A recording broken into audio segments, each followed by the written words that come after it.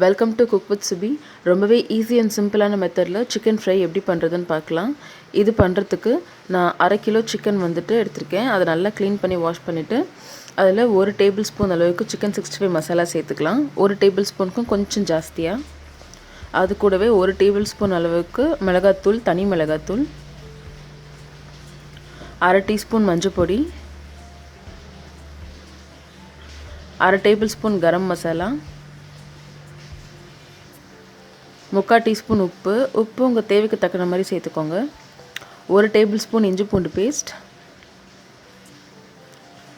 1/2 table spoon கடலை மாவு,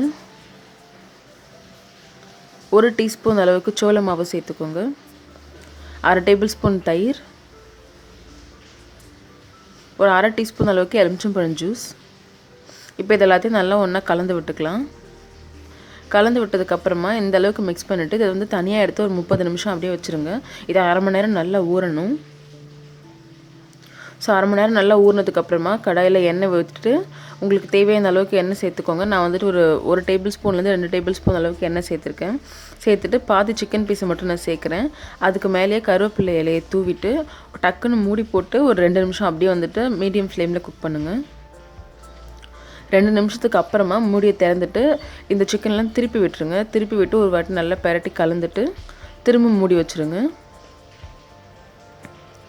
திரும்ப மூடி வச்சு ஒரு 3லேருந்து 4 நிமிஷத்துக்கு இதை குக் பண்ணிக்கலாம். ஃபஸ்ட்டு வந்து உங்களுக்கு அடியில் பிடிக்கிற மாதிரி இருக்கும், ஏன்னா சிக்கன் சரியாக குக் ஆகாமல் இருக்கும். அதனால்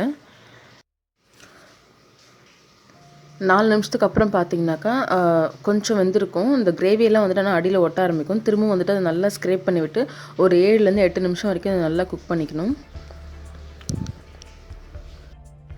இது மூடி போடாமல் குக் பண்ணணும். ஸோ ஒரு 10 நிமிஷத்துக்கு அப்புறம் பார்த்தீங்கன்னாக்கா திரும்பவும் வந்துட்டு நீங்கள் நல்லா ஸ்க்ரேப் பண்ணி, இது எந்த அளவுக்கு நீங்கள் ஸ்க்ரேப் பண்ணுறீங்களோ அந்தளவுக்கு உங்களுக்கு டேஸ்ட் நல்லா வரும். ஸோ ஒரு ஸ்டேஜில் பார்த்தீங்கன்னா சிக்கனும் அந்த மசாலாவும் அடியில் ஒட்டாமல் வரும். அந்த ஸ்டேஜ் பார்த்தீங்கன்னா நல்லா குக் ஆகிடுச்சின்னு அர்த்தம். ஸோ சிக்கனும் பார்த்தீங்கன்னா இப்படி கட் பண்ணி பார்த்தாலே தெரியும், நல்லா சாஃப்டாக கட் ஆகும். அண்ட் அடியில் வந்துட்டு சுத்தமாக ஒட்டாது. நீங்கள் இந்த டைமில் வந்து இந்த ஸ்க்ரேப் பண்ணிங்கன்னா இப்படி கரண்டி வச்சு நீங்கள் லைட்டாக சுரண்டி பார்த்தீங்கன்னா உங்களுக்கு தெரியும், நீங்கள் அந்தளவுக்கு அழுத்தி எடுக்க வேண்டியதாக இருக்காது. கிரேவி எல்லாமே இந்த மசாலா எல்லாமே வந்து நல்லா குக் ஆகி அடியில் ஒட்டாமல் வரும். அந்த ஸ்டேஜில் நீங்கள் இதை அடுப்புலேருந்து எடுத்துடலாம். கம்ப்ளீட்டாக குக் ஆகிருக்கும். உங்களுக்கு மசாலாவும் நல்லா குக் ஆகி நல்லா டேஸ்ட்டாக இருக்கும். அவ்வளோதான். ரொம்பவே சிம்பிள் அண்ட் ஈஸியான ஒரு chicken fry ready. Chicken fry வந்துட்டு எல்லோரும் ஒரு மெத்தடில் பண்ணுவாங்க. பட் நாங்கள் வந்துட்டு இந்த மாதிரி தான் எங்கள் வீட்டில் பண்ணுவோம். டேஸ்ட் வந்து ரொம்பவே நல்லாயிருக்கும். ஸோ கண்டிப்பாக ட்ரை பண்ணி பாருங்கள். தேங்க்ஸ் ஃபார் வாட்சிங்.